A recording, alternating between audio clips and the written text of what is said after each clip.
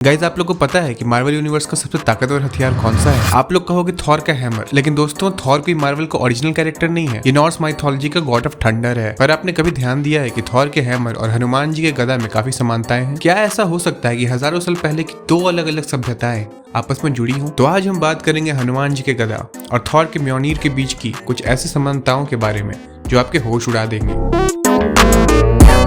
तो सबसे पहले बात करते हैं म्योनीर की उस एन्चेंटमेंट की जो इसे इतना खास बनाता है। Whomsoever hold this hammer shall possess the power of Thor, यानी जो इसके लायक होगा वही इसे उठा पाएगा और जो इसे उठा पाएगा उसके पास थॉर की शक्तियां आ जाएंगी। और ओडिन के इस एन्चेंटमेंट की वजह से हल्क जैसा ताकतवर कैरेक्टर भी उसे उठा नहीं पाया था। चलिए अब बात करते हैं हनुमान जी के गदा के बारे में। तो हनुमान जी का गदा कोई आम हथियार नहीं है, इसे कुबेर देव जी ने उन्हें भेंट दिया था और पौराणिक ग्रंथों के हिसाब से इसे उठाने के लिए सिर्फ फिजिकल स्ट्रेंथ काफी नहीं है। इसे उठाने के लिए मन की पवित्रता, निस्वार्थ भक्ति और असीम स्पिरिचुअल एनर्जी की जरूरत होती है। बिल्कुल थॉर के हैमर के जैसे, बिल्कुल जैसे थॉर को अपनी वर्दीनेस साबित करनी पड़ती है, बिल्कुल उसी तरह हनुमान जी के गदा को भी कोई और असुर या देवता अपनी जगह से हिला नहीं सकता, चाहे उसमें कितनी भी ताकत क्यों ना हो।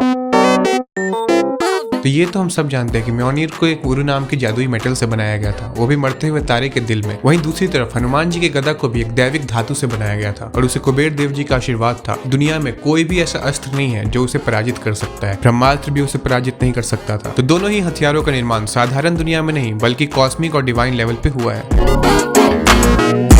ये तो हम सब जानते हैं कि थॉर का हैमर लाइटनिंग और तूफान को कंट्रोल करता है और थॉर को उड़ने में मदद करता है। अब बात करते हैं हनुमान जी के गदा की। तो हनुमान जी खुद पवन देव के पुत्र थे और उनके गदा में इतनी ऊर्जा थी कि वो हवा को चीर सकती थी। जब हनुमान जी अपनी गदा को लेकर उड़ते थे तो उसकी ऊर्जा से आसमान और बादलों में भी गड़गड़ाहट पैदा हो जाती थी। इसके अलावा उस गदा में ऐसी शक्ति थी जिसके एक प्रहार से ही कोई भी इल्यूजन टूट सकता था।